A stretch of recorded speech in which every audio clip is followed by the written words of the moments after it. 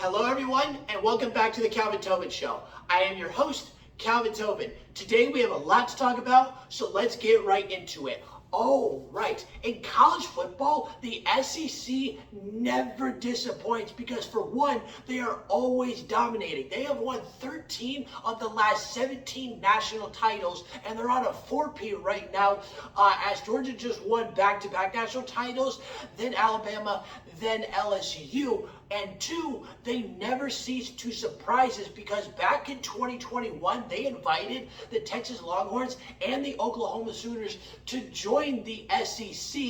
And now, with the Oklahoma Sooners and Texas Longhorns joining the SEC conference will now be a 16-team conference. The last time that the SEC had two teams join the SEC was all the way back in 2012 when the Texas A&M Aggies and the Missouri Tigers joined them.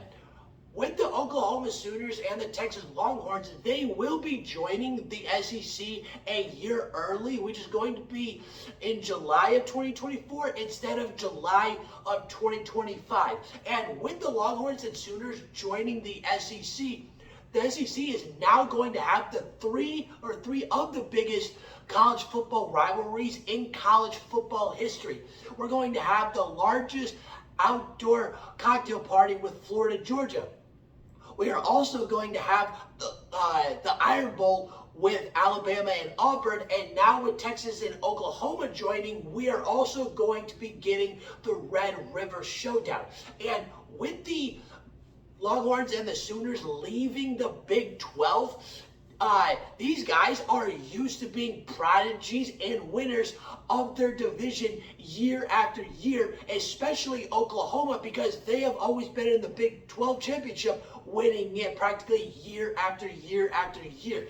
And now with the Sooners and Longhorns joining the SEC, it's going to change their success and how SEC football looks on two different occasions.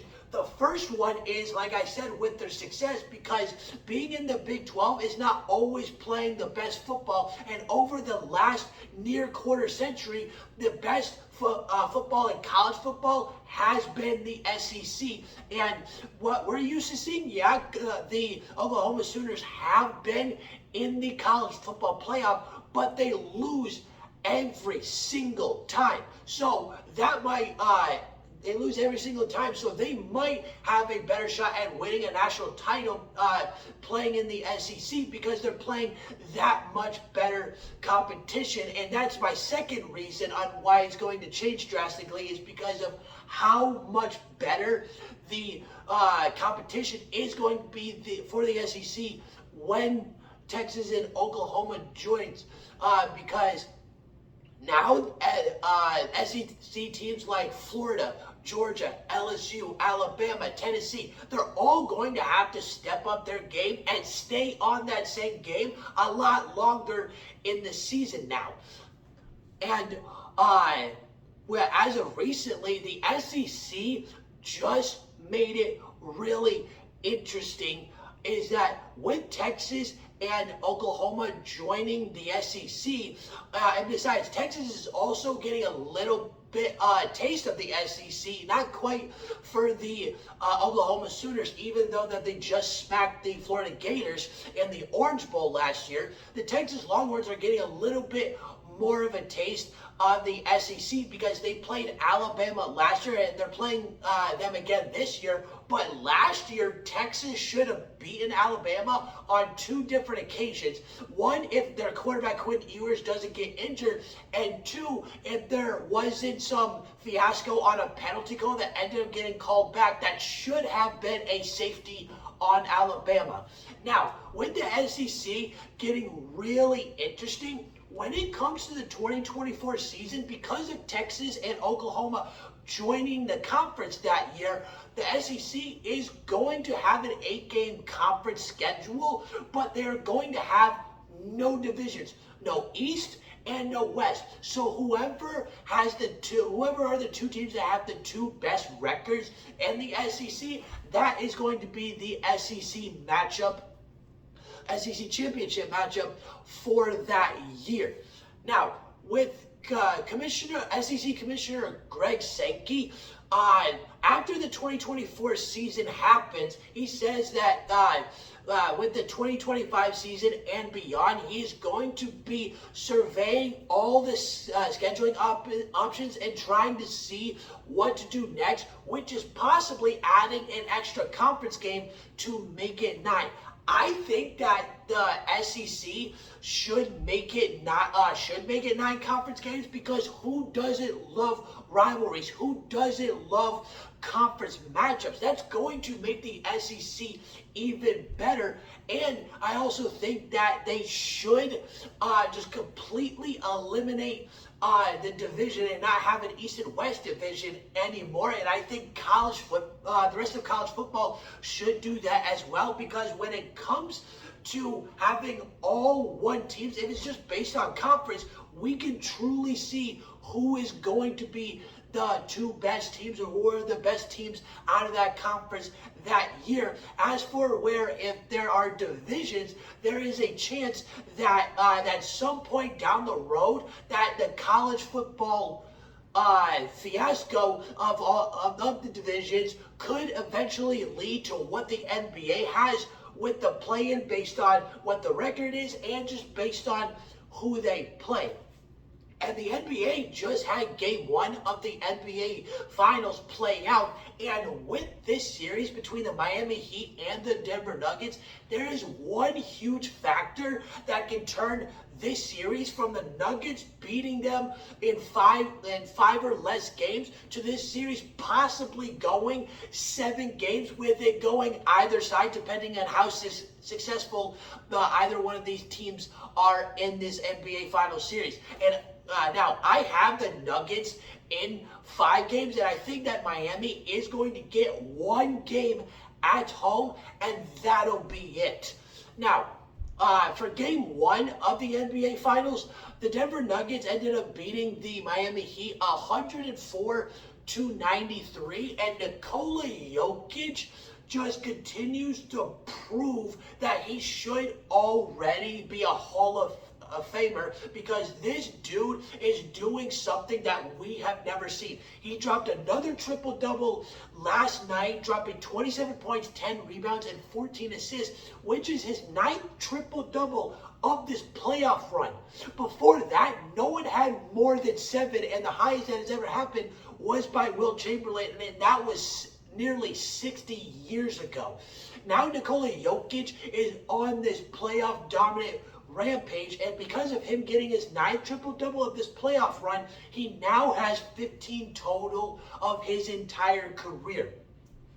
Now, what Nikola Jokic has done over the last 3 years, winning back-to-back MVPs, coming up in 2nd place behind Joel Embiid for the MVP this year, and him showing his most recent dominant run on this playoff run that he has been on, Nikola Jokic has proven, or is starting to prove, that he is one of the greatest centers to ever play the game, especially on the offensive side. Because Nikola Jokic, all he does is get triple doubles. He now has 105 triple doubles and only has a few players left to pass. When his career is all said and done, I would not be surprised if he has 200 plus triple doubles, because he is one of 2 players in the league today that is a walking triple double, and the other player is Luka Doncic. I would say Russell Westbrook, but he's out of his prime, and I'm not saying he can't still get triple doubles, but he's not going to be like what he had in his MVP year, having 42 triple doubles and getting it every other game. Now, with Nikola Jokic, as I was saying, he is one of the greatest players to ever, greatest centers to ever play this game, especially on the offensive side. And what he has done, he has shown that he is a top 3 to 5 center of all time. He is on the level of Shaq, Kareem, Hakeem, Bill, and Wilt when it comes to dominating the game, especially in his own way. Now, and if you were to exclude trophies, you can definitely put him in that conversation. And now he's finally in his first NBA Finals as a player, and he got the Denver Nuggets to their first NBA Finals ever, and there is a huge chance that he's going to end up lifting that Larry O'Brien trophy in just a matter of a week and a half. Now, Nikola Jokic was so dominant throughout the last 3 years, especially on this playoff run. This playoff run, he's been so dominant. The dude is averaging 14 rebounds per game if he gets 10 or more. Nikola Jokic also, I don't know what it is, but he's just one of those guys that every time the ball is in his hands, you can actually expect some kind of positive outcome for whatever he does. You want a desperation shot from three, he's going to make it. You want some tough passes to get the ball to the next best player to be able to make the shot, he can do that too. And his rebounding, like I just said, is unreal because if the Denver Nuggets are desperate to get the ball back and they need the ball in their hands, just good luck at winning that rebound battle against Jokic, because in this playoff run, he's been averaging 14 rebounds a game if he gets 10 or more. And in this game, in game one, he continued to do that, and him and the Denver Nuggets continued to do exactly what has made them successful all year long, which is efficient offense. And because of them doing that, they were able to eat Miami alive by getting a lead as large as 24. They kept Miami out of rhythm, and they actually started to get Miami to force their shots. Yeah, they made it, they got within 11, but they made Miami try and force their shots to shrink the score margin, and that didn't work out so well. And Denver had such a dominant game on the clean side. It was one of the cleanest games you could ever see in NBA history, playoff or regular season, because they only committed 8 fouls. And because of them being so clean and defensively dominant in that way, they made Miami make history for themselves in the free throw attempts. But this time it's on the negative end, because originally earlier this year with the free throws, Miami ended up making the most free throws in a regular season game in NBA history without a miss. And this time they hardly made anything at all, because they only shot a free throw twice, which is the fewest free throw attempts in NBA playoff history. If Denver can keep on doing that and playing that clean game all series long, the altitude is not going to matter, and they're going to completely sweep Miami. But if that altitude does have a huge play in it, this series is going to go on a lot longer than people might think, instead of 4 or 5 games, which I'm pretty sure most people have, because the Miami Heat are the 8th seed in NBA playoff history to ever make the NBA Finals. And being an 8th seed, yeah, even though for what they've done, this is just another Cinderella run that we have seen, and Denver is going to put an end to that in this series. All right, that's the end of the Calvin Tobin Show. Please subscribe to my channel at Calvin Tobin Show so you don't miss out on any sports media. And please follow me on Instagram at Calvin Tobin Show so you don't miss out on any sports news whatsoever. And I'm out.